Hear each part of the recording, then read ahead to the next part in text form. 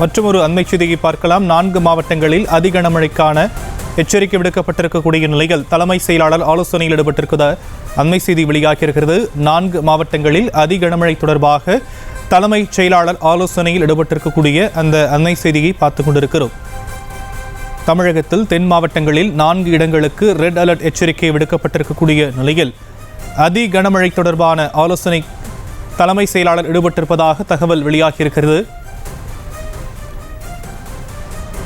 4 மாவட்டங்களில் அதி கனமழை தொடர்பாக தலைமை செயலாளர் சிவ்தாஸ் மீனா ஆலோசனையில் ஈடுபட்டிருக்கக்கூடிய அண்மை செய்தி. மழை மீட்பு தொடர்பாக எடுக்கப்பட்டுள்ள நடவடிக்கைகள் தொடர்பாகவும் இந்த ஆலோசனை கூட்டத்தில் ஆலோசிக்கப்பட உள்ளதாக தகவல் வெளியாகியிருக்கிறது.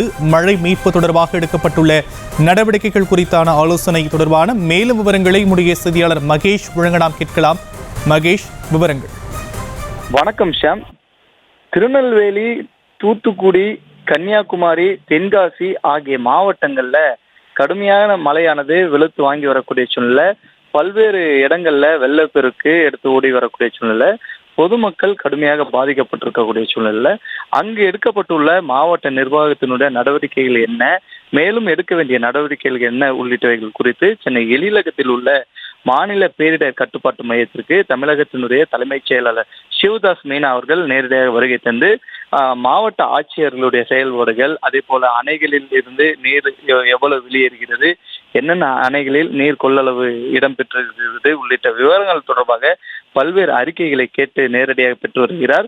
மேலும் ஆட்சியர்கள் அனைவரும் தயார் நிலையில் மக்கள் பணியில் கவனம் செலுத்தி எது போன்ற விஷயங்கள் மேற்கொள்ள வேண்டும், என்னென்ன மக்களுக்கு தேவை, மக்களை பாதுகாப்பாக இடங்களுக்கு அப்புறப்படுத்த என்னென்ன நடவடிக்கைகள் எடுக்கப்பட்டு வருவது, அவர்களுக்கு தேவையான அத்தியாவசிய பொருட்கள் பால், குடிநீர் உள்ளிட்ட பொருட்கள் தங்கு தடையின்றி அவர்கள் கொண்டு செல்லக்கூடிய வகையில பல்வேறு உத்தரவுகளை அவர் மாவட்ட ஆட்சியர்களுக்கு உடனுக்குடன் அறிக்கையின் வாயிலாக கேட்டு பெற்று வரக்கூடிய சூழல் தான் பார்க்க முடியுது.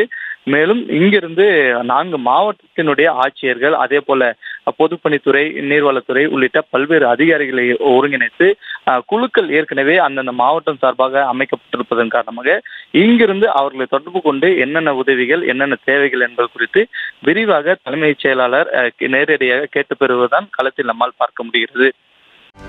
செய்திகளை உடனுக்குடனும் துல்லியமாகவும் தெரிந்து கொள்ள சப்ஸ்கிரைப் பண்ணுங்க.